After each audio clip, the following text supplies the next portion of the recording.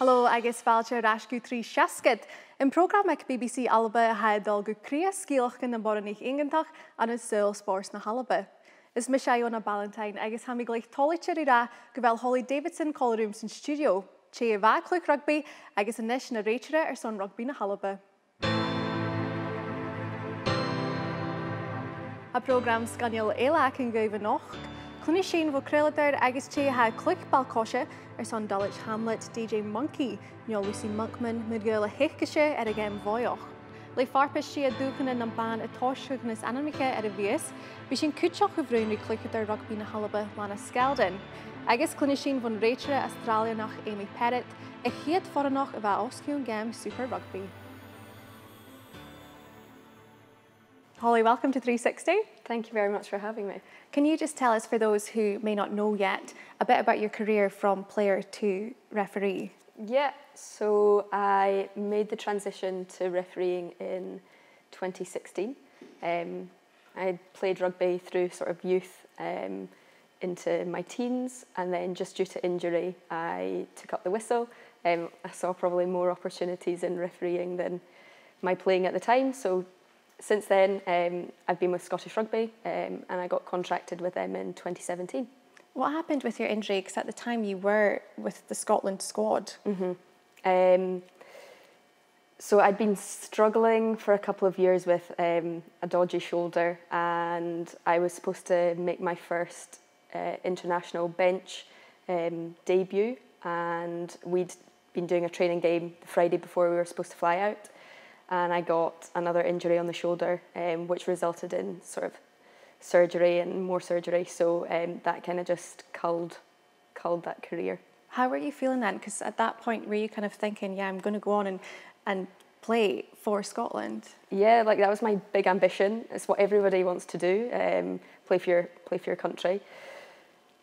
I think once I got that call from our coach to say, you know, Hollie, that's it. We're going to have to pull you from the team to go out to Amsterdam. I was absolutely gutted, as everybody is. I lived with 4 girls at the time who none of them played rugby, so I don't think they quite understood kind of the emotions that I was going through.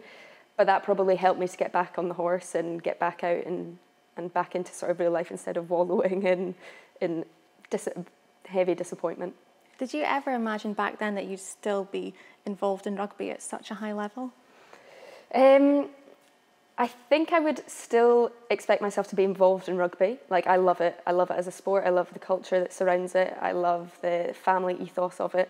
But never did I think I'd now be, 1, a referee in this capacity, and then 2, at this level.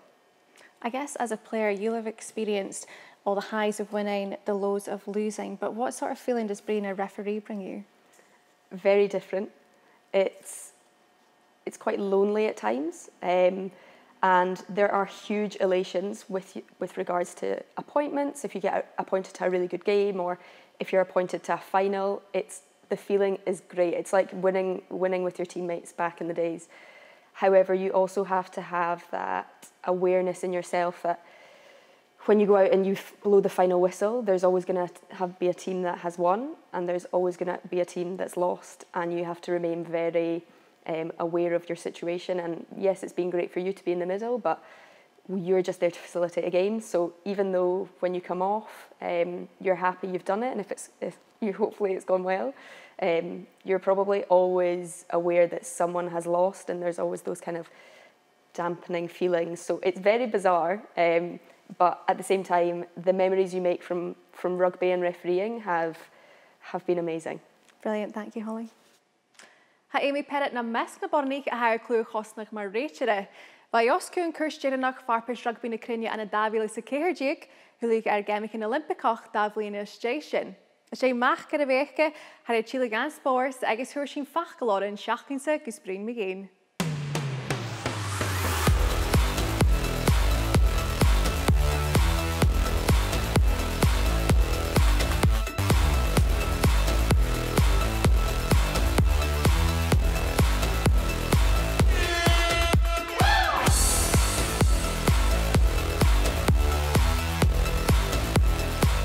It was a pretty big occasion. It was something, though I never thought I'd achieve. Growing up, it was never really a goal of mine.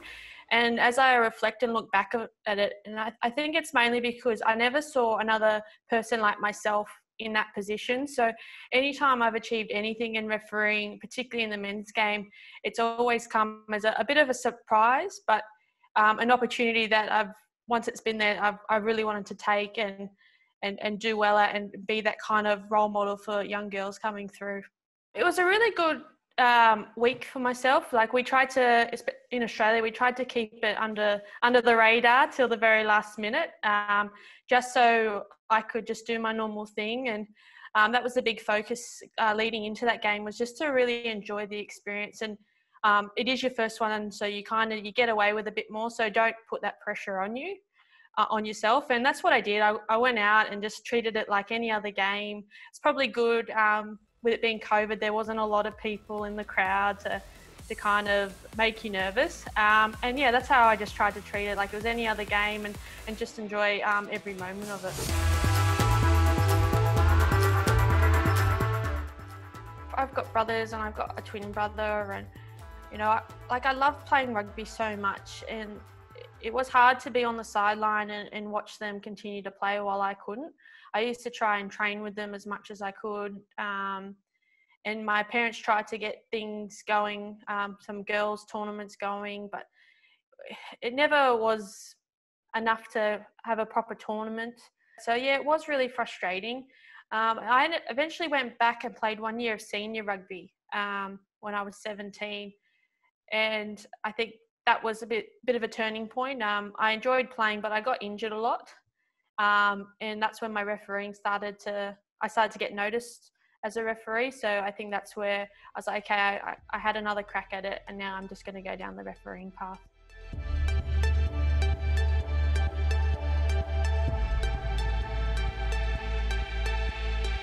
So when I moved into senior rugby, it was a real big shift that I wasn't really expecting, and I actually didn't really enjoy it at all. When I had to start refereeing guys my own age and older, I found it really challenging.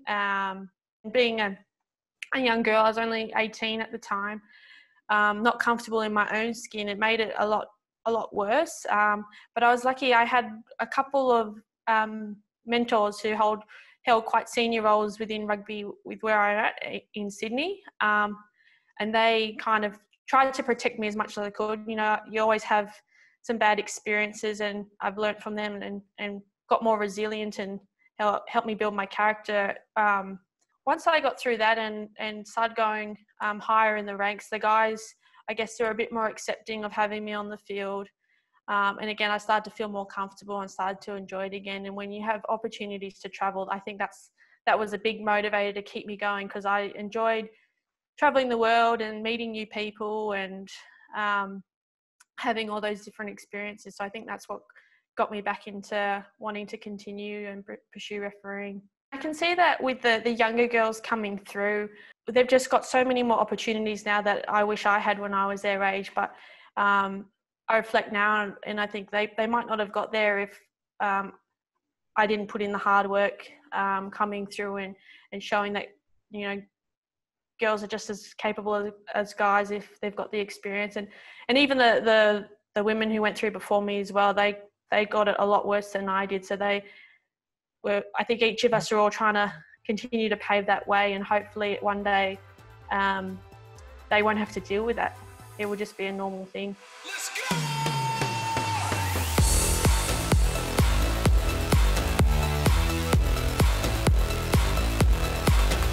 There's that little bit of pressure. I don't know if it's pressure we put on ourselves or pressure that gets put on other people, but you know, you feel like because you're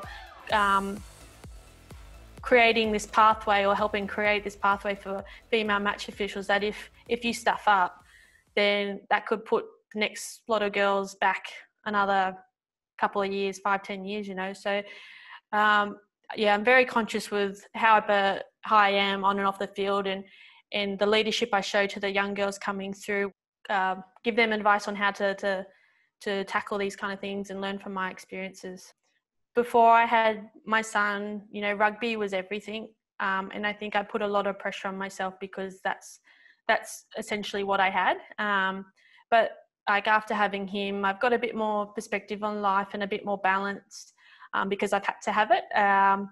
And so when I decided to come back, I just felt like I'm just going to take every opportunity as it comes and try be that role model for him as well, and hope that he kind of grows up in a world where, again, this is normal, where it's not weird that your mummy's going to referee a game of rugby. That for him that will be normal, and that's how he grows up, is what I'm hoping to achieve anyway with him. Amy is a referee that you know well. I can imagine a lot of that resonates with you. Yeah, definitely. She's not only a good friend, but still a role model to me coming through refereeing. She helped me when I started off on my sevens career, and then since she's now back after having her little kid Liam, she's still a huge mentor, and she's trying to, yeah, like she said, help those sort of beneath her to make it easier for the girls coming through. In what sort of way has she coached you through your refereeing career? She's very understanding, and understands the pressure that probably new referees put on themselves in a new environment. So I first met Amy when I went out to Dubai to do my first sort of sevens competition, and I'd been on a high, so went from Dubai to Las Vegas to Hong Kong, and then my fourth trip was Langford in Canada. And I was on this upward trajectory, was getting good appointments, and then I just had an absolute blip at the weekend, was really not refereeing well. And Amy's someone that very much observes from, and as a lead by example, but sits in the background, so it observes, and she could tell that I was quite quiet. And once we'd got back to the hotel after day one, she just texted me and said, look, I know how you're feeling. If you want to have a chat, then please just let me know. So I went and visited her, and you know, as someone, she's a very senior referee, to be able to actually understand where the younger referees were coming from, and just give them words of wisdom to say, you know, this is your first year as a rookie on the circuit. The only pressure that's on you is coming from within. Go easy on yourself and just learn from any mistakes that you are making. That will be what builds you into a better referee in the future. And I think just her advice and her understanding of the bigger picture, to actually enjoy it as well when you're there. This life doesn't last forever, and if you get so wrapped up and caught up in it 24/7 and never actually allow yourself those down days, it's going to feel like a slog. Whereas, you know, if you enjoy it, the time just flies by. Because I mean, Amy was talking about being an example on and off the pitch. Is that something that you experience now? Yeah, definitely. She leads by example. She is one of the kindest people off the park, one of the hardest workers in training, and just leads by example on the pitch. I mean, you don't stay at the top and do a Super Rugby game in 2020 after having refereed the Women's World Cup final in 2014. That's 6 years is a long time to be at the top of the game in refereeing, and just shows the dedication and hard work that she puts in. I mean, refereeing a Super Rugby match, that's huge. Does that sort of give you a dream for your career? Yes. I think seeing Amy achieve what she has in the past year has been unbelievable, and I think she'll be the first to say that after she had Liam, she didn't expect to maybe achieve the accolades that she has done. However, I think with her taking that pressure off of herself, she's just been enjoying it, and she's now producing some of her best performances, and it makes you want to achieve the highest level possible in the field that you're part of. So to see Amy achieve that in Super Rugby, we were all so proud. We only found out when we saw it on Twitter, and we were texting her, and she completely pied our messages for about 3 days. And then once the game had happened, she finally got back round and said, you know, I just wanted to get through it almost and then be able to enjoy the occasion. Well, an inspiration indeed. Y cúmlaí rugby, has sin duine na cáid ar son rinnegan spórs na ALBA in seoir trí seascad. In seachcinsa, has sin arsúla tóirst ar Lana Skeldon, bu skipper rugby na ALBA. Har a cluicheadair ag a thula mas dúirí chéadchap éige in na Holland. Brún sin ria ar tòiseachadh ar Farpais na Sia Dùthchannan, a chair chuir gan trai ar a bhléine ar Sally Vagaler.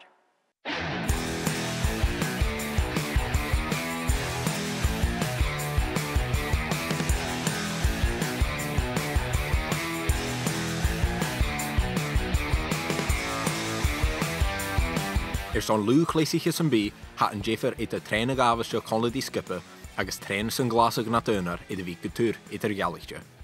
It's been a different experience. I was lucky that I live in the countryside, so for me I could still get out. I wasn't trapped in like a flat or anything. So in terms of like general life, it was actually okay for me.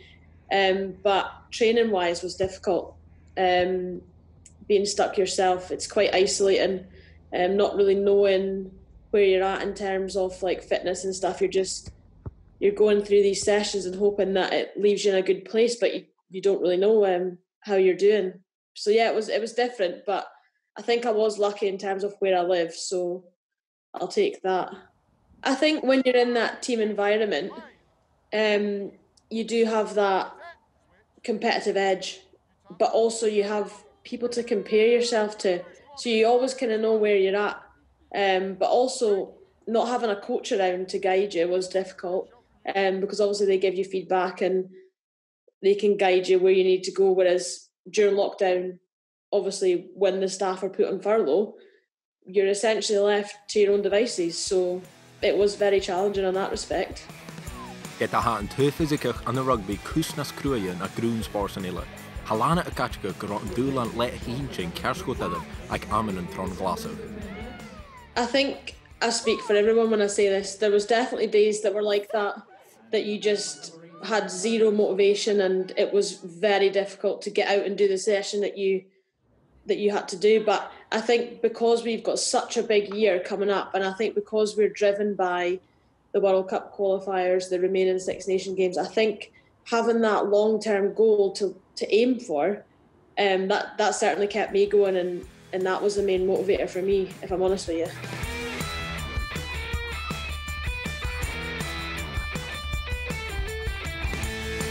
Sé Lana dhéana brepadaran son skipan a ALBA, agus ha I the bhí go maith fórsnach an skillsáireachta sin a chleachcha. There's a pitch that's literally five minutes from here, so I was lucky in a way that I could just drive there, and again I'm lucky that I've got my own bag of balls, so fortunately I had the right kit, but I could only imagine what it would have been like if I didn't have my own stuff to use, to be honest. Sé buan dlú a hamlan skipan a ALBA, agus tron glasach le session and training Ed Loine by it Geno Keenchach go gach cluicheadair mac leor. It was run by Jade Conkle. She was the one that set it up, which was fantastic because each week we could see everyone on Zoom, and like you were saying, it was good to motivate our fitness levels and just to keep the squad together. Like obviously some people were still working, so unfortunately they couldn't always make it, but for the majority of the sessions, there was 25 plus people on there. And to be honest, for the first couple of sessions, I was too scared to go on because I'm not very good on Zoom, if I'm honest with you. But then once I got stuck into it, it was fine. It was great. But it was really good to keep us together. And it was something to look forward to each week, to see everyone's faces and have a little bit of a chat at the end. It really did keep us going. Le date in Sir Dói son rugby at tòiseachadh gheibh. Hanna skipan na ALBA còmhradh ag a-riamh an the nation on a chéadúad an Sia Dùthchannan, gus Páirseáil an a session training fat dá. Again, it was a strange experience because we had to keep the 2 metre social distancing.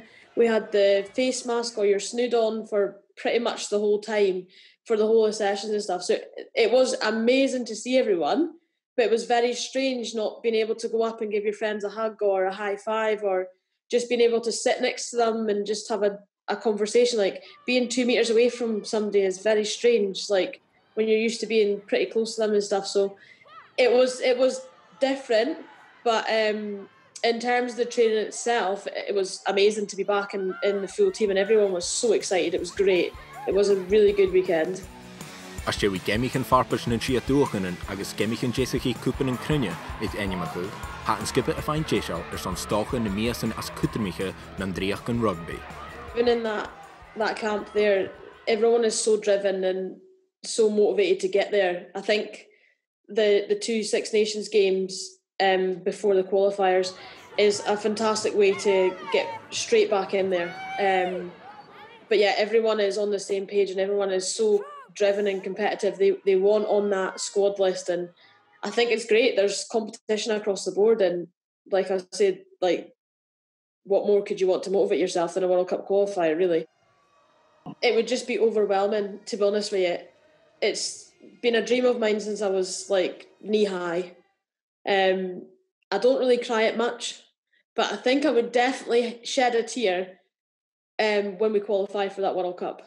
And it would just fill me with so much pride. Like, it's all that I want, and I just want to get there. Like, I'm giving it everything I've got in it, so is everybody else, and we're just so passionate that we're literally giving everything we've got.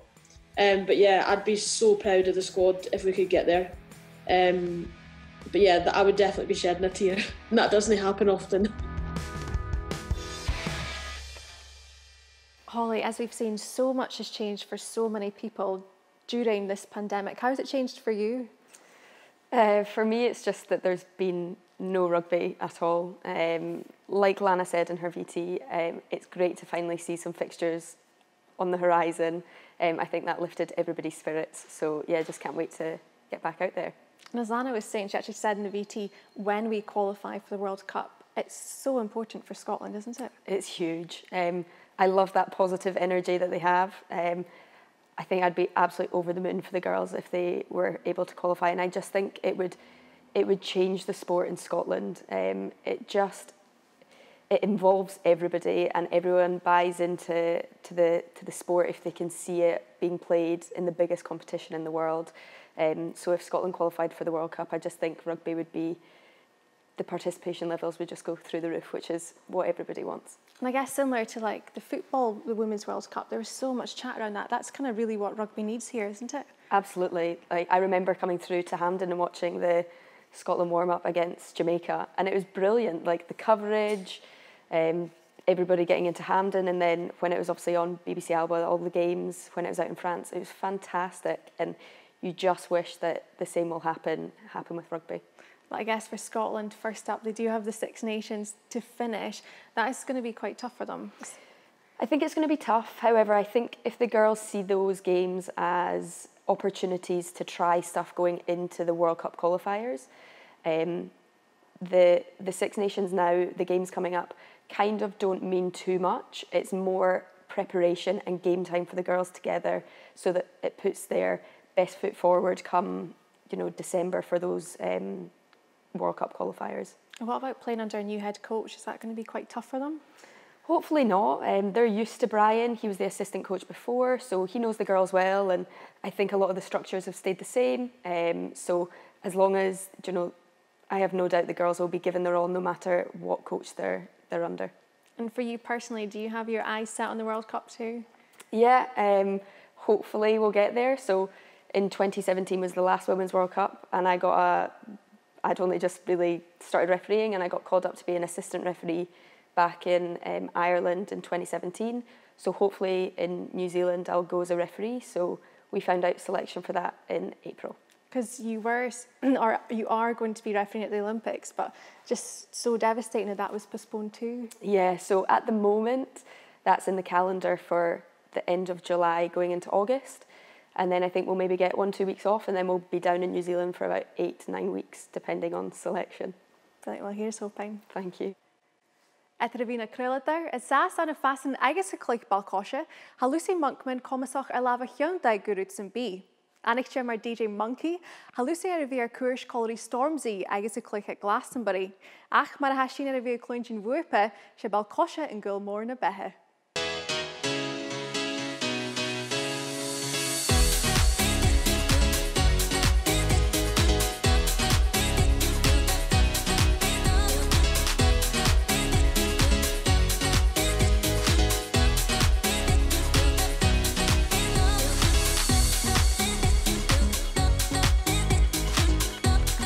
DJ professional Lucy Monkman a coitus on còmhradh ball cóise a deireadh nu the háitigh ag skipper hasing AFC Phoenix. It was run by two guys who started sort of a Saturday for fun kickabout for women, and then that expanded into like a first team and a reserves team. And at the time we were playing in a league where they were playing like the likes of QPR and teams like that, and so it was funny to go and play these sort of like big name teams and us turn up and like not have like matching kit and like one coach and they had like 5 coaches and still be competing. So it was really fun, and it was very relaxed and laid back atmosphere.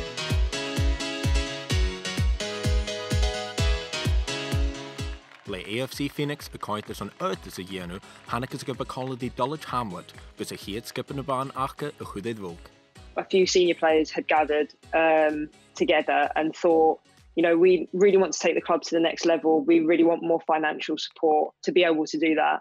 And how can we go about this? You know, one of the things we thought about was fundraising. The other thing we thought about was getting sort of bigger sponsorships. And then the third option was a merger if it works, because the important thing for us was that if we were going to merge with the club, then the club had to sort of hold the same morals as we held. And Dulwich Hamlet was the obvious choice, but we weren't sure what sort of position they were in, because they'd just come off the back of winning a new lease for the stadium. We sat down and they were like, funnily enough, it's something that we've been wanting to do for a long time, but we weren't in the position to do it. And now that we have our stadium secured, we would love to. So it was very good timing. And it was amazing for us because it was an opportunity for us to grow as a club, to get that extra support. To play at Champion Hill was amazing. To play in front of fans is something new for every single one of us. We'd gone from playing in front of like our partners and like a few dogs in the park to like 300 fans at Champion Hill. So it was a big shift and a very, very welcomed one.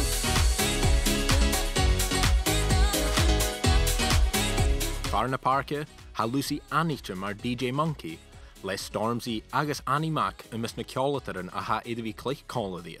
I always wanted to play football. I think that was my first love. And then when I turned about 13, I realised that obviously wasn't a profession for women full-time. And I was sort of longing to find something else, but I really didn't know what it was for a good few years. And one day I just turned on the radio one night on a Friday night, and I think I heard Annie Mac playing dance music, and I was just like, what is this? Like, I've never heard a radio show like this. I'd never really listened to the radio show late at night. So I became really obsessed at the age of like 16. And all I would do was listen to pirate radio, listen to specialist music stations. And then when I was about 17, I quit college and I took up a radio production course, a very short one in East London, just to get some knowledge under my belt, because I didn't know anything about it. I didn't even know how to use turntables. I definitely didn't know how to produce a radio show. But yeah, I've had some crazy experiences at a young age as well, which is pretty cool. Ha Lucy a gatchagug gnéimigí I héanú chum off a smach, le I a bhí dul étar an dagriach an ceol agus an na balcóise. I think at first, when I was in my early 20s and started playing football again, it wasn't so hard, because I'm only 28, but you know, I was younger, so it was easier. You know, I could play on 4 hours sleep. I could get off a plane and play, and it would be no problem. But now I'm a lot stricter. I wear this thing called a Whoop band, and it basically tracks a lot of my stuff: recovery, sleep, output as well. And it gives me a lot of data. So it's been really helpful to understand my body better. My diet, eating food on the road is very hard to not eat junk food. So I'm very strict on that sort of thing. It's a difficult balance. Also, my agent is amazing. He's very understanding that I have to make training and I really want to play on Sundays. So we try to schedule most of my gigs in on a Friday. But obviously, if there's a huge show like an Ibiza show or a festival I really want to play, and I'm only playing on the Saturday, then I'll take it. But typically, you know, I'll just pick and choose sort of the shows that I do. I'm very lucky in that sense.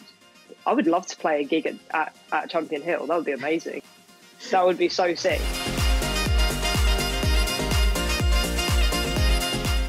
Sé oirtas a dhéanú leis an skipe agus suirbhís a dul trona lígan ha Lucy agus an club a gamsaid an an Untitled le Dulwich Hamlet. I do have really high hopes for the club, and that is one of the reasons why, well, one, the players voted to merge, and why also, you know, a few of our senior players took it to the club, because when we're gone, and, you know, I'm 28, so I don't really know how much longer I've got playing time, maybe like 4 years if I'm still in good shape, you know, when I'm 32 and starting. I wanted to be able to leave it in a better place to when I joined. You know, I want youth players to come through. I want young players, young women players to have opportunities that we didn't in the local area. So that was the main goal. And I think as long as the women's side supported from the board and from the community and from the club, I think the possibility is pretty endless. I've never been part of a club like Dulwich before, where it holds such a strong placement within the community. I think it's just a place that people love to come and see familiar faces week in, week out. You know, young and old. We have some really sort of veteran fans in the building, and we also have, you know, little girls and boys come every week. And again, it's just that sense. It's a lot like music, I guess. It's just a sense of connection and connecting with people. And Dulwich does that so well. I think it's just down to connection and community. I think that is the secret ingredient within that club.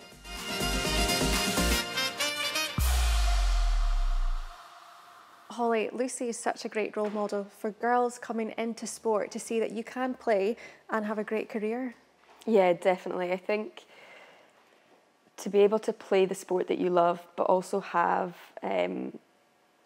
interests out the sport is really good. It means that all of your focus isn't just on the one thing. And she seems to be doing absolutely amazing with her DJing. So yeah, it's fantastic to show that you can do both things and excel at both as well. How much have you seen rugby change since you started? Oh, huge. When I first started, it was very much, you turned up on a Saturday or Sunday, just like a throwabout with your mates, and now the professionalism from the national team down to even your club teams is just second to none now. And like Lucy was saying, growing the game from when she started and when you started, is that something that resonates with you for girls coming through? Yeah, I think I probably now have two different perspectives on things. Seeing the playing side and how much that's developed, my ambition now is to try and encourage more young girls and guys to pick up a whistle and try and change that perception of referees, that you don't have to wait until you're sort of older and your career's coming to an end. It'll be nice to see a younger generation getting involved in a different side of the sport. And when you first started as a referee and kind of on the pitch, even with a men's team for the first time, how was that for you? Was it quite daunting?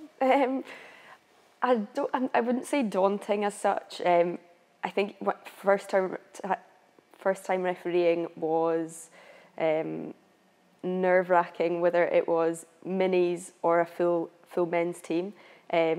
But you just take every challenge as it comes, and you don't know what's going to happen in the pitch in the 80 minutes in front of you. So you just have to ride whichever wave comes your way that day. Do you find many differences between officiating a women's game and a men's game?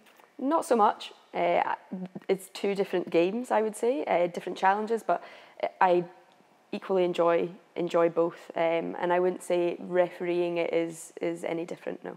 And just quickly, tell us your career highlight so far. To be honest, probably getting my contract. It was huge. It was a big pat on the back, and I guess it then made it an opportunity for other women to see that this could actually be a career, and you're able to get to the top with a great team around me. It's been fantastic. What a journey. Well, we look forward to seeing you throughout your career. Thank you. Well, sin air an program na seachtainsa, má hang fór de Hollie ar sanna bhín cúteach san studio. Fiach go bhí sibh coloring gas seachtainn ar YouTube, mar sin Jenky Joch an aonse sibh go bhfuil a córtabhreibh, go bhí sibh garlantal agus nach cail sibh program san bí. Cúnig gra seo an program acibse, mar sin scailh an ag fat agus farsing agus cumhmhóribh a coiad, bh dachi spórs for a nich na ALBA, mar sin leibh an drast.